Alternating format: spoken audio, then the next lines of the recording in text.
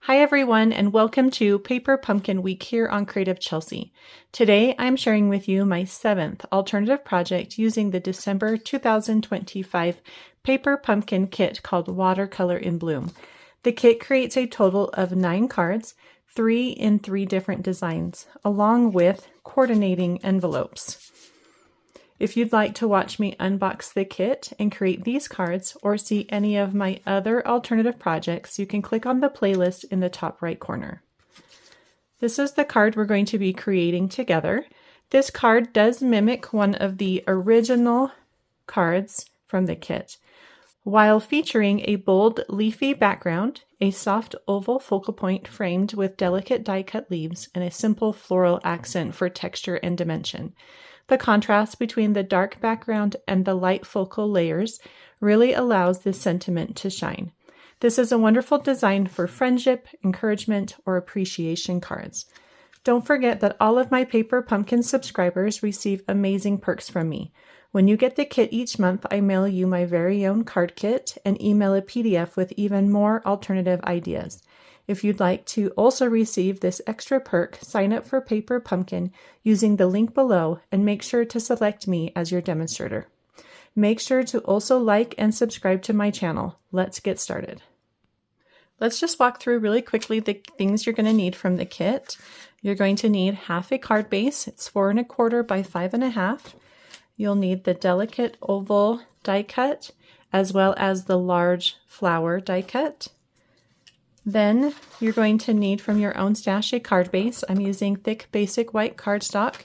I also have some scraps of shaded spruce and native navy. And then I'm going to use the Abundant Joy dies to cut out some of those floral details on my card. Let's begin by adding our pattern to the card front. And it just should go edge to edge. And smooth it out if you use liquid glue.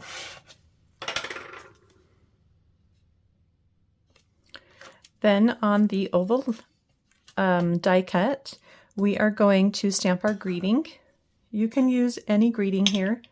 I'm going to do the little things you do for me mean so much.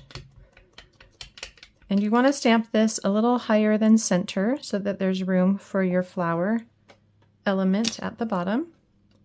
And then I'm also going to do Dear Friend. You could do the thank you as well if you want. And that just goes above.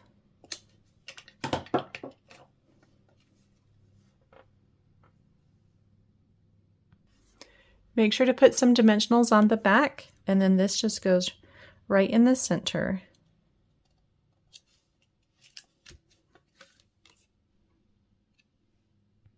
For the die cuts, I'm going to use this leaf die. I'm going to cut out 2 of those from Shaded Spruce. And then this sprig, I'm going to do 3. So once you've cut those out, I've got a little tip. You're just going to add them to a glue dot so you don't lose them and keep the glue dot on the paper backing. I also added a mini dimensional to the back of my flower, and the reason for that is so that I can tuck the things around it. So I'm going to put the flower first, and then I'm going to tuck the leaves. So starting with the largest leaf first, 1 on each side.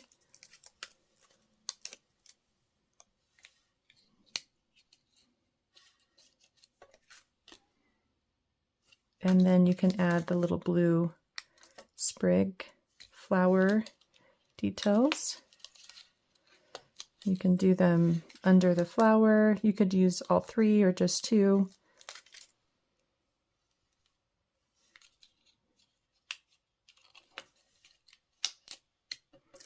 Let's do 1 more close to the bottom.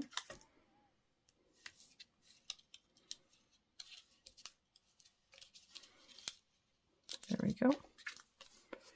So something like this. And then we can add some of the bronze details.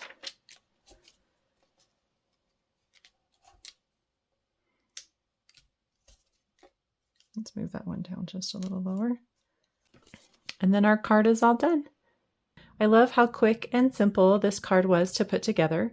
And if you're interested in getting written instructions or seeing close-up images of how I created this card, you can visit my blog, creativechelsey.com.